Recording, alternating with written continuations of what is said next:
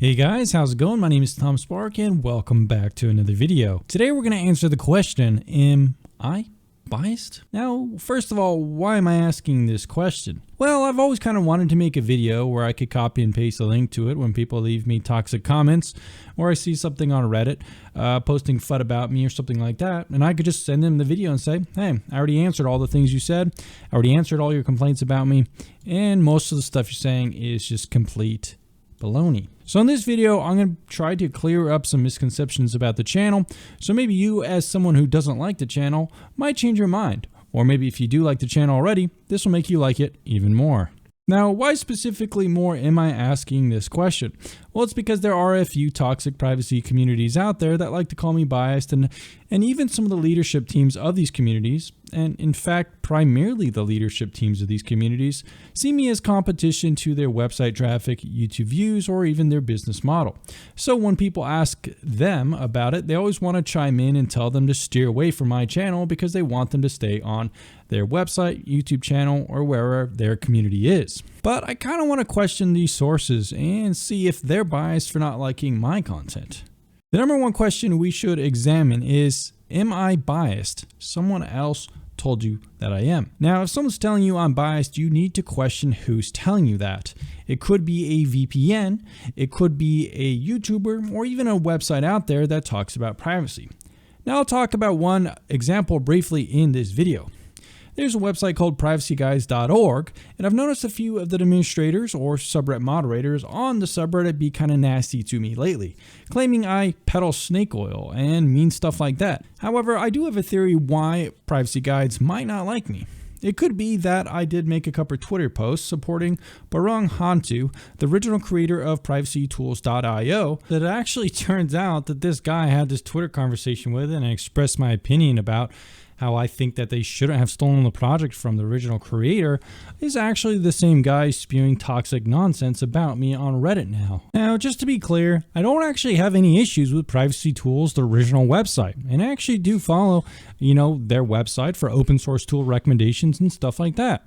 We might not always agree about everything when it comes to VPN recommendations, but originally I think the guy who made this website and still continues to run it is a much more friendly guy and down to earth than the people who stole the project from him. Now, I've never actually had any issues with that guy, and that guy was never toxic, and I've actually talked to him on occasion and he's pretty friendly. Now, it seems like the majority of this drama started when the creator of privacytools.io decided to take a health sabbatical. He writes in a blog post that he just wanted to take some time off from the computer. And not only that, but just the team dynamics and the volunteers that helped him at this point in privacytools.io were kind of giving him anxiety, and there's a lot of kind of toxicity and pointless GitHub discussions that were stressing him out. He didn't like that the project had turned into, something that was his original vision, and that people that were helping him with the project were filled with power, control, and they just kind of wanted popularity. So he decided to take some time off from the internet. Now, if we want to victim blame Barung Hantu for doing this and taking the time off, we could easily say he shouldn't have taken time off and trusted the people that were helping him with his project to, in good faith, keep the project in his control. But that's pretty fucked up, and blaming him for taking time off for his health reasons. And when he came back, those people had decided that they didn't want him to run the project anymore, and they essentially took his subreddit for him due to a Reddit loophole. Basically, if you're not active on Reddit for some time, whoever is underneath you in terms of the moderation team can pretty much steal the entire subreddit from that person. So this is what happened to Barung Hantu, and his volunteers stole his subreddit and pretty much copied his entire website and redirected his subreddit privacytools.io to their own subreddit Privacy Guides. To this day, they still haven't given him back his subreddit, and he continues to run his own website, but it's definitely hurt his website's traffic since they completely stole his subreddit. Now, of course, there's always two sides to a story, and the people who stole his subreddit and stuff like that have their own side to it, claiming that, they did most of the work and stuff like that. But at the end of the day, this guy created the project, he created the subreddit. So in my opinion, it deserves to be his, even if he needed to take some time off. It didn't deserve that he just got it stolen from him under his foot. Not only that, but the subreddit to this day is still closed, which is pretty shady. Not only that, but he even claimed that they had stolen money from him and other issues, which seemed to encourage him to find a lawyer. You can read his full story on his website actually, and he made a pretty good blog post about it if you're curious on finding out more about this drama. To go back around, are these guys a good group of people to depend on their opinion for if I'm biased or not? Well, I don't think so. Seeing how they turn on their own community members so quickly, it's no surprise to see them being toxic to outside people who aren't involved in their community. There are other examples of toxic communities out there, but most of them have similar stories to the one I just mentioned. If you want to make an opinion about someone, you should do it yourself and not rely on others to do your research for you. Because chances are people have their own opinions about someone for their own specific reasons, and there's probably bias involved with that. Number two reason why people think I'm biased is that they think I get paid by VPNs to promote them. They say, any website that's making money with VPNs is not objective and they shouldn't be relied on for any useful information. Now, that's not exactly true here on the channel. VPNs actually don't pay me to make videos or send me money to make videos on them, and they definitely don't pay me to have a favorable opinion on them. They've certainly tried. I've had VPNs offer me money to make videos on them and stuff like that, but I've never taken the bait. That's because it would be super obvious to you guys that I'm compromising my review opinion. One reason I've been able to do it by myself for so long and actually make a business out of it is because a lot of you guys see the channel's objective opinions and you see value in them. Now, the way it starts out is I like certain VPNs, I like certain things about them. I tell you guys that, and if you like the VPN, you click on the link and I get a small cutback. Or if you don't want to support the channel, you don't even have to click on the link and you could just go visit the VPN themselves. That way there's no money transferred at all. So I think that is actually the best relationship you could look for online. There might be some examples of people who are just doing it out of the goodwill of their heart. There was this guy called That One Privacy Guy, and he was a really big privacy advocate and people loved him on Reddit. And then a couple of years went by and he decided that he wanted to make some money from his website and he sold it to Cape. His entire website pretty much just went poof.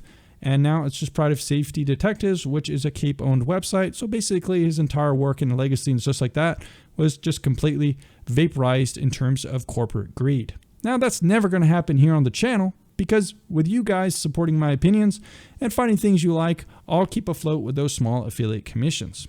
Now, there are much worse ways to do monetization with content, and you could see that even on YouTube. There are some pretty good reviewers here on YouTube who do phone reviews like MBAKHD and some other ones, and they've even made videos talking about how when they do phone reviews, they're so limited by what they can say due to NDAs and stuff like that. Then most of the time when you watch reviews like on the latest iPhone or the latest Samsung phone, these reviews barely have any content at all. See, the restrictions given to reviewers for their first videos, they're often so tight that you can't really say what you actually think. There was a recent launch where I was told the first impressions video must focus on the hands-on experience of the device. No benchmarks, no camera judgment, no camera samples. You're welcome to talk about the design and specifications. Design and specifications.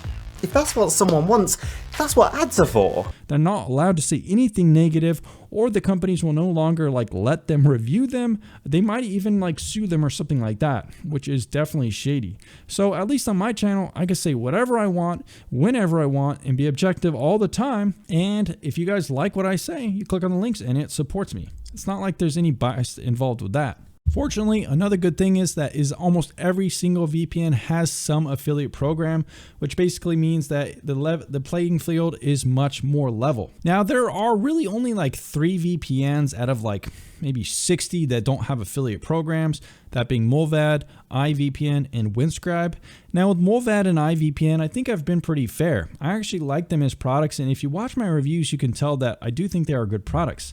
That said, iVPN is a little bit expensive, and it doesn't work with streaming compatibility. Mulvad is also a little expensive long term and also doesn't work with streaming compatibility. Those aren't big issues though, and some people might decide that they want to buy those VPNs, and I encourage them to do so.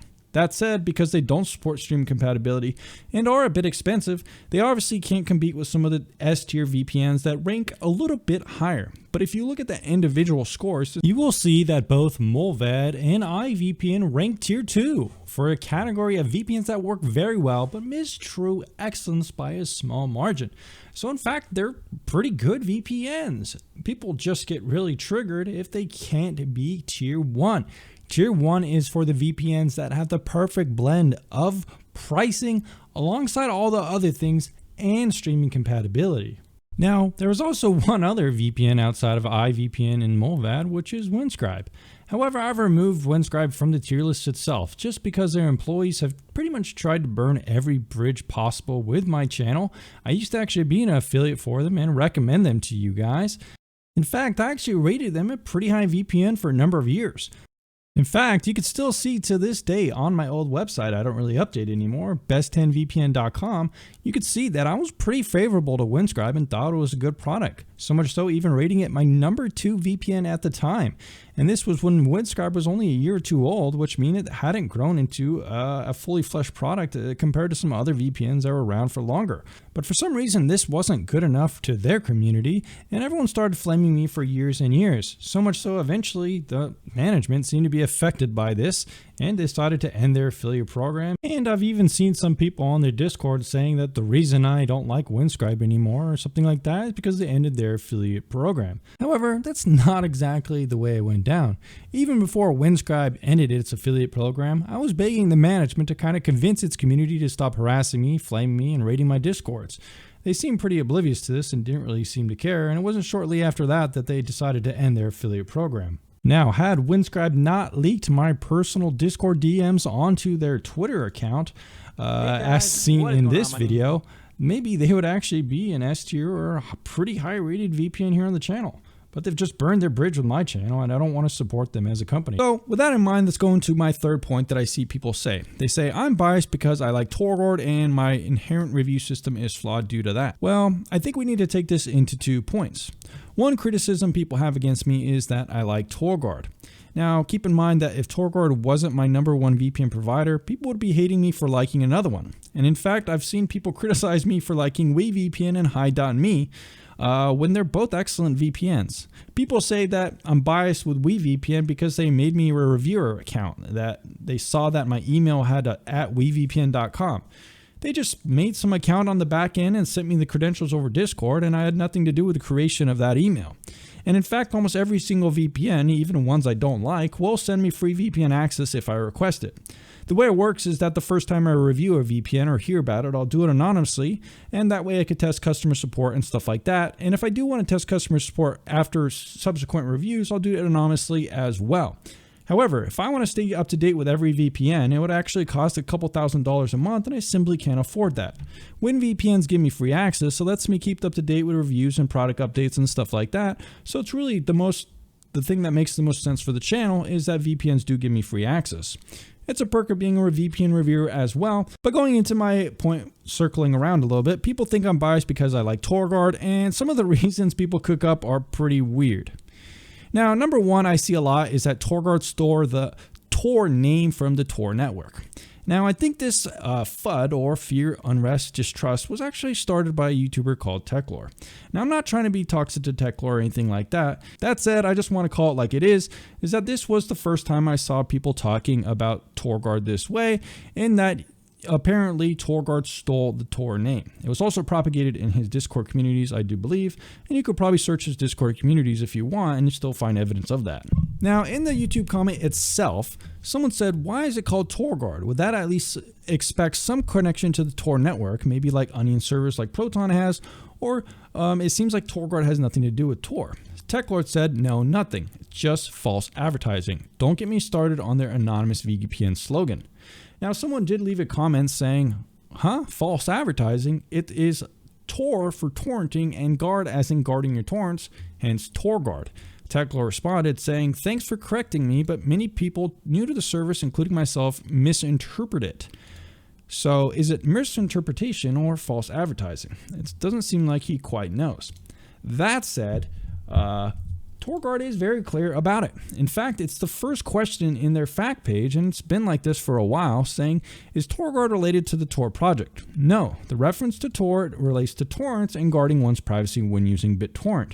When TorGuard was created around 2012, that was really popular back then, and it's still popular today. One reason a lot of people use VPNs is to protect themselves while torrenting. So they say we are not related to the Tor project any in any way, and they even support the Tor network through donations. So when people say that TorGuard is co-opting the Tor brand, that's just disingenuous, because not only do they say they're not, they're also donating and supporting the Tor network itself. Not only that, but if you look at the website, you don't see any similarity between the brands at all. TorGuard has always been a kind of a green and white branded VPN, and the logo looks nothing like the Tor network.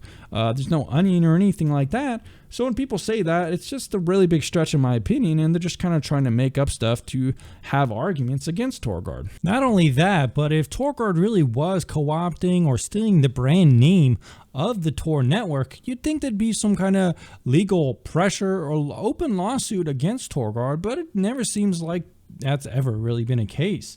Clearly meaning that there's nothing really to this FUD. Another point people make that why I'm biased for liking TorGuard is they're saying that because it's based in the USA, I shouldn't like it. Maybe it's in the pocket of the FBI or something like that. However, most recently, this was proven very false. TorGuard being based in the USA, I think, has some advantages, meaning that it can go through the court systems in the United States to protect itself as a company and its subsequent user base. For example, I do believe the USA does have some better privacy laws than a lot of European countries.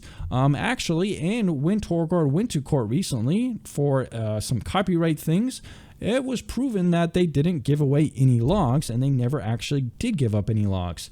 Quite simply put, what they had to do was say that they would stop allowing torrent traffic for US specific servers, but customers quickly found out they could use Canadian servers or Mexico servers, and the speeds are actually not affected at all. I've done some tests, and I'll do one right here to compare the speeds that I used to get with US servers now with these new servers, and if the speeds were changed at all.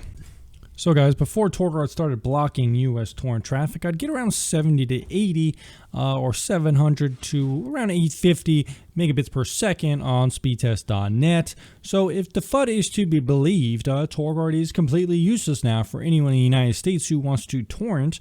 Let's go ahead and see if the FUD is correct. We're going to be using WireGuard and connecting to a Vancouver server in Canada. This is my vocal software. So let's go ahead and see what kind of speeds we can get. Now, right now, it's actually pretty close to prime time. It's at night, so there's probably a lot of people gaming and doing different things. And Malwarebytes is trying to protect me from torrent software, as always. As you can see, though, guys, TorGuard is still just as fast as ever, getting up to around 60, which is excellent, especially right now when it's probably pretty busy. Definitely no slouch there. 66 megabytes a second, downloading a torrent just fine, almost up to 70, just right what I used to get. No problems at all. So, yep, it's completely FUD. Saying you can't use TorGuard anymore because it's blocking torrent traffic, well, works just fine for me. It looks 72.9, really nice speeds. There really isn't any difference. So when people say you shouldn't use it because it's based in the USA and that it doesn't support traffic in the USA, once again, it's just FUD. Now, another common complaint that TechLore made in that comment, and I've seen ever since then, is that TorGuard does false advertising because it claims that it's an anonymous VPN provider. Now, for me, this seems more of like a semantic argument that, you shouldn't claim that you're anonymous when no VPN is truly anonymous. However, I think what TorGuard's trying to say is that it's an anonymous VPN in the sense that it's, it doesn't collect logs. The website itself has no trackers, and in fact, it gets perfect results in the blacklight test, which means there's no trackers on its website.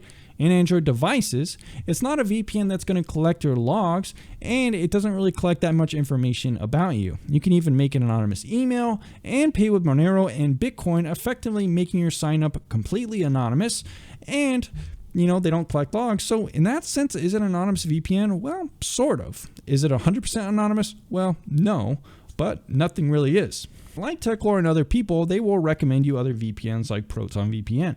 Now, I personally don't have any problems with ProtonVPN anymore, but if you do look at their website in the feature section, you do see that it's actually doing the same thing as TorGuard.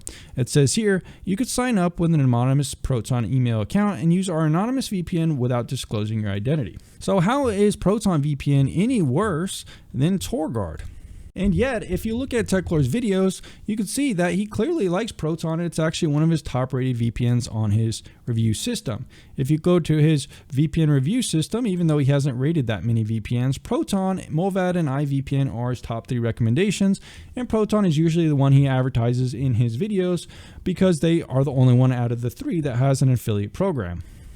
Additionally, you could even see the same old guy who hates me and apparently hates TorGuard as well. Like I said, they're kind of synonymous at this point.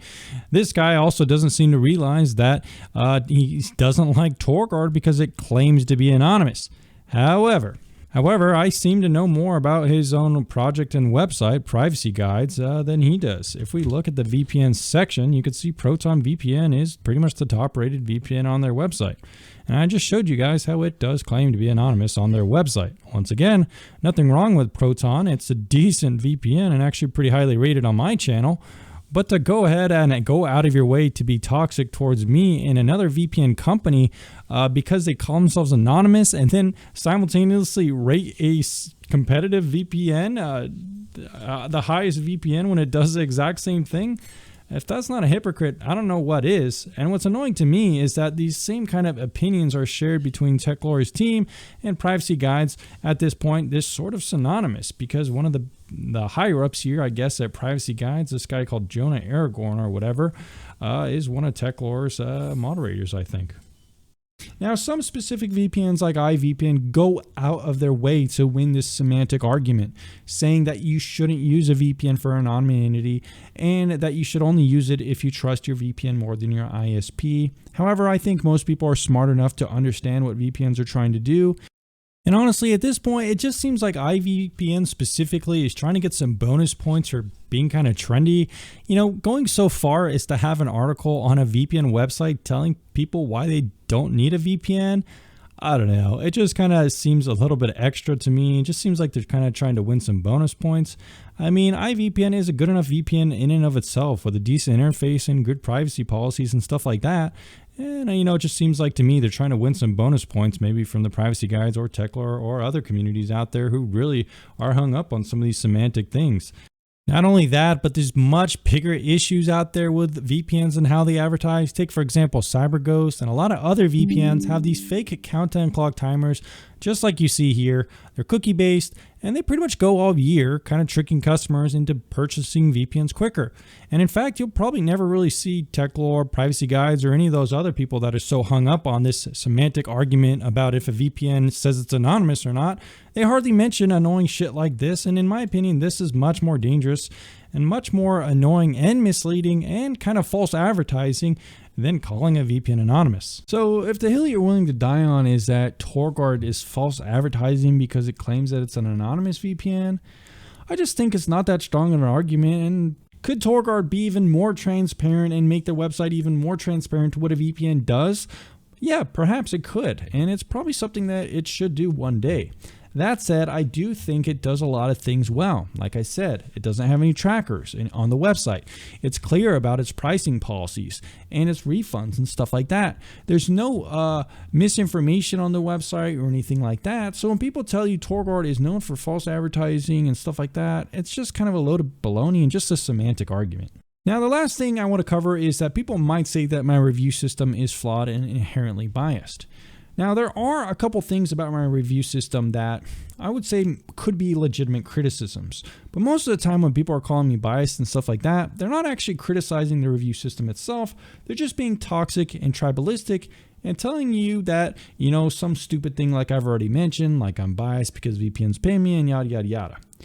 Now, you could make a constructive criticism about my review system saying, you know, maybe you should give more points to VPNs who respond within a couple of hours instead of just giving full points to VPNs that respond within 1 hour, or maybe that I should have a couple more nitpicky things in my application section, or maybe that you should include more streaming compatibility apps in your test, or maybe that, you know, there's other things you could include in your system. These things are all valid criticisms, and I take these into account and improve my system pretty much every year. And that's why there's different incarnations of the tier list system, where I kind of make a new standardized process going forward. However, I can't really just add on things as I go by, it has to kind of be at a certain point and a new system comes forward redoing every single review. That's just kind of the nature of it to make it kind of make sense for most people. That said, the entire system is designed to be standardized and unbiased. I think one reason that makes my review system just different than most people's is that I actually consider pricing. I don't think any other review system I've seen ever talks about pricing. Even ones that don't use any sponsorships or don't even use affiliate programs, they claim that they're so unbiased, but they still don't consider price as something that is important for the end consumer. However, I would argue that VPNs are tools that not everyone necessarily needs all the time. If you're someone who can't even afford food on the table, or if you're a college student or something like that, you might not need a VPN and you might be better off spending your money elsewhere. That's why I recommend VPNs that are not only good, but also affordable as well, so they won't break your bank. I also take into consideration other things in the pricing world, like refund policies, marketing tactics, and pricing tricks, so that way you don't end up getting ripped off. Most other VPN protocols don't consider this element, or they don't consider stream compatibility either, probably because it's too hard to test all the different streaming services, and let me tell you, it's a pain in the ass. Anyways, guys, I hope this video gives you some idea of why I do the channel the way I do it. I don't do it to make tons of money because I could have rated other VPNs higher and made a lot more money. I've tried to find the best balance between integrity and being able to make this my living, and I don't think my integrity has ever had to be compromised to make it my living. I've been doing this for 5 or 6 years now, all by myself, and I've put my best effort into it. So when someone says I'm biased or you shouldn't trust me, you have to remember you have to question where they're coming from, and maybe not so much where I'm coming from, because I've laid it out here on the table. That's all I could do. Anyways, guys, thanks for the support. Let me know down in the comments down below if you support me, and I'll see you again very soon.